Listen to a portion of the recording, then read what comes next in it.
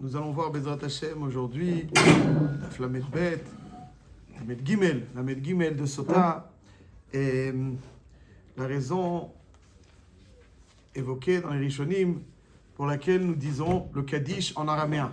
Pourquoi est-ce qu'on dit le Kaddish en araméen? Be'alma devera kirote ve'yamlich malchoute. Ça passe sans intermédiaire. On va voir. Il y a un dioun dans ça dans les Rishonim. Et marqué dans la Gemara que quelqu'un qui prie Beyachid, il ne doit pas prier en aramite, en araméen. Et en fait, il y a deux chitotes dans les Rishonim essentiels. Est-ce qu'il ne doit pas prier en araméen spécifiquement, ou bien ça veut dire que l'araméen c'est collé le même tous les autres leshonotes, toutes les autres langues étrangères. Dans le Shulchan Aruch, dans Siman Kuf Aleph, il rapporte deux chitotes. La première, Inachinami, quelqu'un qui prie Beyachid doit s'efforcer à prier Belashon HaKodesh. Il doit prier Belashon HaKodesh. Parce que quand il y a un tzibour, HaKadosh Baruch Hu, il entend. Mais c'est Beyachid, il faut monter, il faut que des anges montent la tuila. Il ne s'occupe pas des langues étrangères. Il dit, si tu es à Kadosh Baruch Hu, il t'entend. C'est sûr qu'il t'entend toujours. Mais s'il est là, sinon il faut que les malachim portent la tuila et leur apportent une certaine. Et puis les malachim ne s'occupent que de la Shana Kodesh. C'est pour ça que quelqu'un biyachid doit prier la Shana Kodesh, d'après le Rif, et même d'après Rabbeinu Yonah. Quelqu'un qui prie une tfila de tzibour, c'est quelque chose de singulier, même si il le prie seul, mais c'est une tfila de tzibour, mais une tfila individuelle. En tout cas, on voit que les malachim s'impliquent dans le Lashon HaKodesh. Une langue étrangère, ils ne s'impliquent pas. Ça, c'est les deux premières chitotes, le Rif et Rabbeinu Yonah. Le Rosh, dans Masechet Brachot, dans Perek Bet, Siman Bet, il dit que Af Yachid, כששואל צרכיו, יכול לשאול בכל לשון. Ce qui est marqué dans la Gemara, la Shon aramite, c'est Bedavka. D'après le Rif et Rabbeinu Yonah, aramite, ça veut dire une langue étrangère. Les anges, eux, ne vont pas appuyer une tfila qui est en une langue étrangère.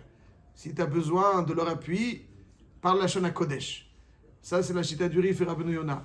Par contre, d'après le Rosh, les anges, aramite, ils ne s'en occupent pas. Mais en toutes les autres langues, c'est Seider. Et le Shulchan Aruch rapporte dans Siman Kuf Aleph, Seif Dalet, ויש אומרים דאף יחיד, כששואל צרכיו, יכול לשאול בכל לשון. Tu peux prier en langue étrangère, même si c'est une prière individuelle, etc. חוץ מלשון ארמי. חוץ מלשון ארמי. Et c'est pas très clair. Pourquoi pas לשון ארמי? C'est-à-dire les anges, ils n'aiment pas l'araméen, ils ne comprennent pas l'araméen. L'anglais, oui, pas l'araméen. Ah, c'est pas l'idée. C'est compliqué. Qu'est-ce que c'est l'araméen? Ils disent que là, alors, il y a Bémet dans le Ma'adani Yom Tov, le Be'er Sheva, il parle de ça. Ça veut dire, c'est un sujet, c'est quoi l'araméen? Qu'est-ce qu'ils ont? Quelque chose contre l'araméen. Il y en a qui disent que l'araméen, c'est une langue qui est ressemblante au Lashon HaKodesh. Les anges ne veulent pas s'occuper de cette langue qui est trop ressemblante quelque part au Lashon HaKodesh. Comme à la Shon HaKodesh dénaturée. Voilà, ça il ne veut pas. Comme ça, il y en a qui disent, Ma'adani Yom Tov.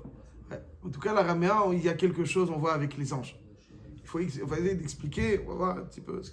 En tout cas, donc, si on récapitule, dans le Shulchan Aruch, Siman Kuf Aleph, c'est Ifdalet, il y a trois chitotes. Le Rif, Pashtes, le Pshat, il est que quelqu'un qui prie Beyachid, il doit prier en Lashon HaKodesh. D'après Rabbeinu Yonah, une tfila de Yachid. Pas une tfila qu'on a l'habitude de dire en tzibour, ça doit être Lashon HaKodesh. Et le Rosh, il dit même n'importe quelle tfila, n'importe quel langage, Aïkar, pas l'araméen. Araméen, ça non. Si t'es Beyachid, pas en araméen. Si t'es Betzibour, en araméen, pas en araméen. Il y a une Gemara dans Masechet Brachot, Daf Gimel Amud Aleph. La Gemara nous rapporte l'histoire de Rabbi Yossé. פעם אחת הייתי מהלך בדרך ונכנסתי לחורבה אחת מחורבות ירושלים. Malheureusement, après la destruction du Beth Amikdash, il y avait des ruines en Yerushalayim. כל המשמח חתן וכלה כאילו בונה אחת מחורבות ירושלים. להתפלל, ובא אליהו זכור לטוב, ושמר לי הפתח. Eliaou Hanavi vient l'attendait à la porte, à la sortie. Après qu'il ait fini la tfila, il lui a dit Shalom alecha Rabbi. Amarti lo Shalom alecha Rabbi ou Mori. Eliaou Hanavi salue Rabbi Yossé en lui disant Shalom alecha Rabbi. Et Rabbi Yossé réagit en lui disant Shalom alecha Rabbi ou Mori. Quand on répond. Il savait que c'était Eliaou Hanavi. C'est pas. Vous voyez ce que je veux dire? Parce que le Mori en plus, c'est fou, hein? ואמר לי, בני, מפני מה נכנסת לחורבה? Comme ça, tu rentres dans une ruine. אמרתי לו להתפלל. ואמר לי, היה לך להתפלל בדרך. Tu rentres pas dans une ruine. Tu aurais dû prier en chemin. Il dit, אבל en chemin, ça prend du temps. שמא יפסיקו בי עוברי דרכים. Je craignais que les passants me perturbent. היה לך להתפלל תפילה קצרה. Tu aurais dû prier une tefila raccourcie. באותה שעה למדתי ממנו 3 דברים. למדתי שאין נכנסין לחורבה. On rentre pas dans une ruine. On rentre pas. למדתי שמתפללים בדרך. On peut prier en chemin. On peut prier תפילה קצרה בדרך. אמר לי, בני, מה כל שמעת בחורבה זו? C'est intéressant. C'est-à-dire, il rentre dans une ruine d'Yerushalayim et Rabbi Yossé est censé entendre quelque chose dans cette ruine. Et cette ruine donc qui évoque la destruction du Beth Amikdash, qu'est-ce que tu as entendu lui? Ma kol shamata.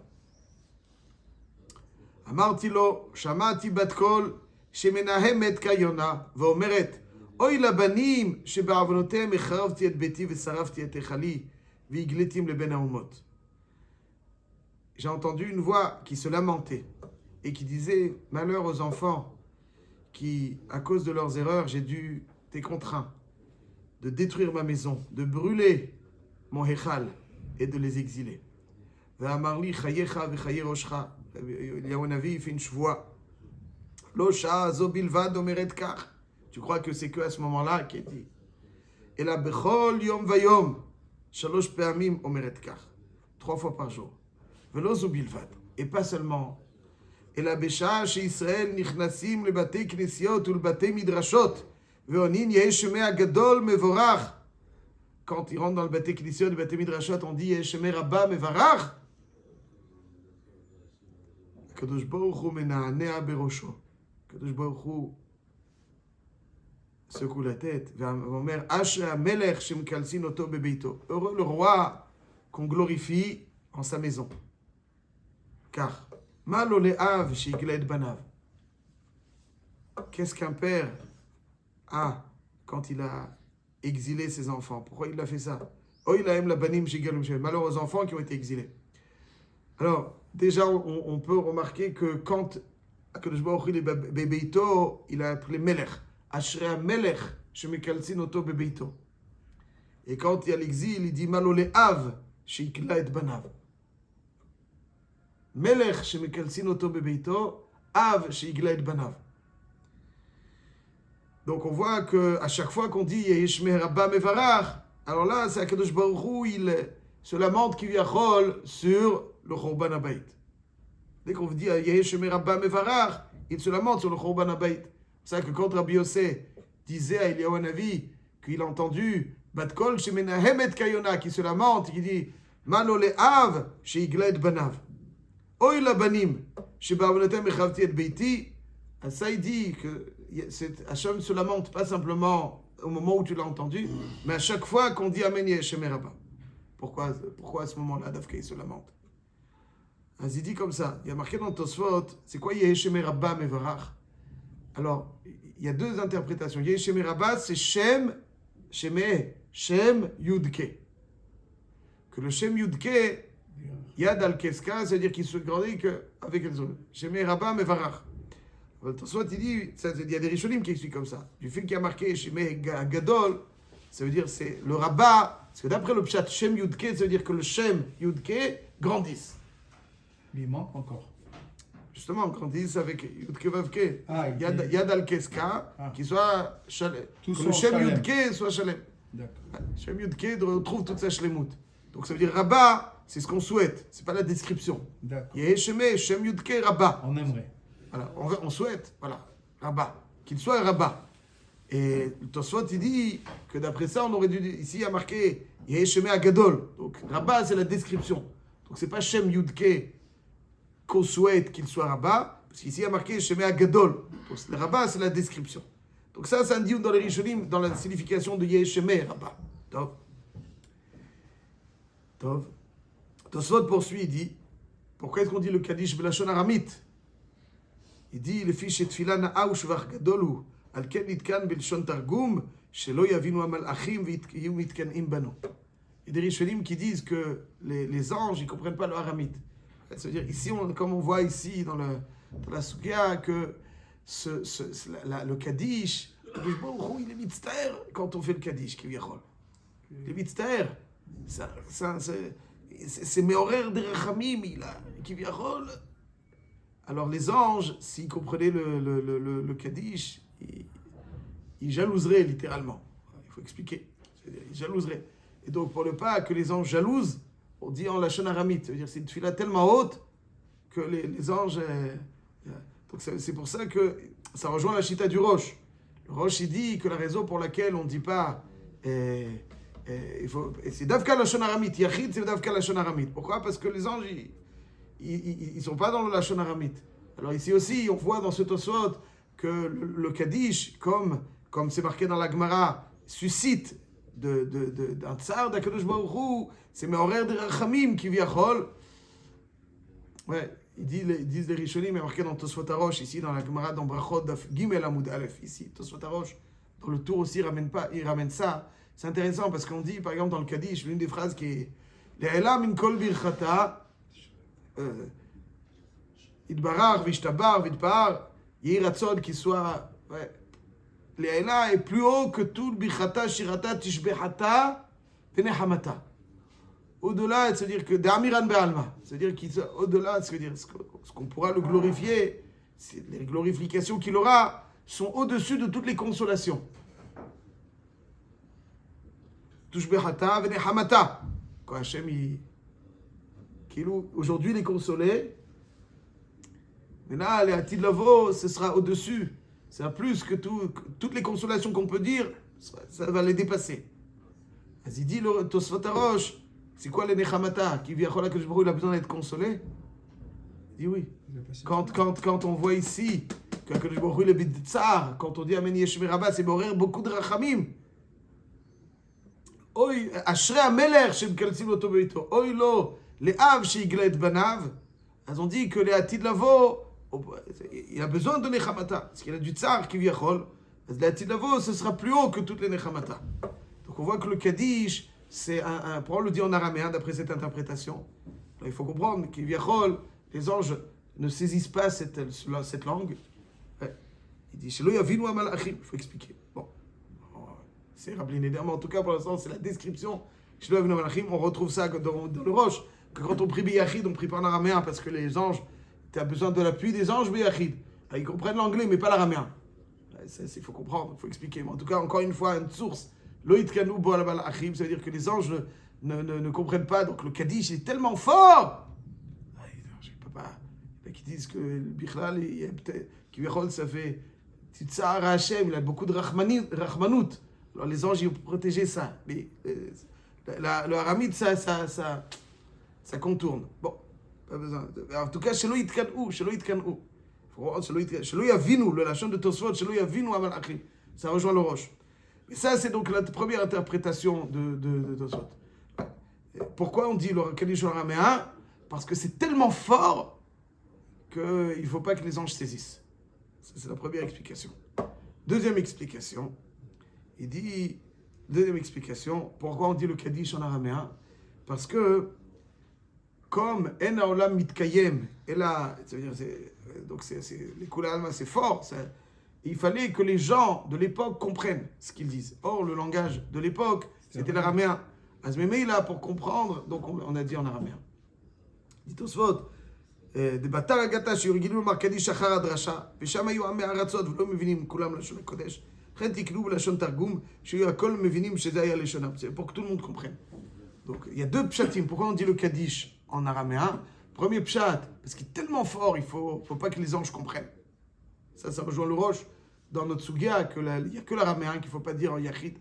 Deuxième pshat, c'est parce que c'était le langage commun et que comme c'est une tfila, mais alors, après la dracha, donc on disait le langage. Donc, si on se focalise sur le premier pshat, alors on retrouve la même idée que le Rosh, que les anges ne comprennent pas l'araméen, et c'est la raison pour laquelle on dit le Kaddish en araméen, parce qu'ils ne comprennent pas. Azlema, c'est... Mais la vérité, si les anges, allez, ils comprennent, au contraire, il y a les hommes, les anges, on vient glorifier Hachem. Il dit Tosfot que cette jalousie, au contraire. les anges, ils peuvent être mitkanim. Ah. Ça veut dire qu'il faut pas les déranger. Il faut pas être mitkanim. Moi, je dis ce qu'il y a marqué dans Tosfot. Il faut être jaloux. Ça veut dire il y a des choses qui sont tellement fortes qu'il ne faut pas amener mitkanim. Il ne faut pas les provoquer. Ouais, provoquer, voilà. Moshe Rabbeinu, quand il monte, il dit Klub kin'a v'tacharut yesh bachem. C'est pas dans Shabbat Pechet. Kin'a entre eux, par rapport aux hommes, il peut y avoir quelque chose qui a marqué. Ce qui est marqué dans Tosfot. Quand Tosfot comprend que l'ange Gabriel, il a enseigné l'araméen à Yosef, puisqu'il lui a enseigné 70 langues, donc il y avait l'araméen. C'est pas tous les anges qui sont. Il y a des anges de Kitrou qui sont. Le Maharsha, il dit qu'il y a des anges de Kitrou qu'il ne faut pas qu'ils comprennent l'araméen.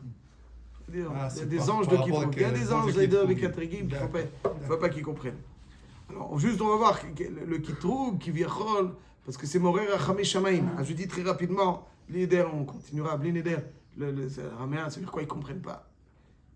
Alors, le Kolpani, ce qui a marqué dans Tosfot et le Roche, et ce qui est intéressant, c'est que ce qu'on peut mettre en relief ici, c'est que Akadosh Baruch Hu dit Oilo la Melech, Ashrei HaMelech, Shemekalsin Oto Bebeito Kach, Oilo le Av. Alors, je dis comme ça. Dans le Tfilat Arvit, quand on décrit le Ham Israël dans Kiryat Yamsouf, on dit Ma'avir Banav Ben Gezri Yamsouf. Ra'u Banim Gevurato. On parle de Ham Israël en tant que Banim. Dans Shacharit, on dit Zot Shibechu Ahuvim, Yedidim Zebirot Shirot Vetishbachot. On ne parle pas de Banim. On ne décrit pas le Ham Israël Banim. Le pshat, il est que quand il y a le Bet HaMikdash, Akadosh Baruch Hu, il est Melech. C'est-à-dire qu'il règne, sa royauté, elle est broura. Pendant la galoute, malheureusement, sa royauté, elle est behester. C'est-à-dire, ça qu'on demande, pendant qu'il y a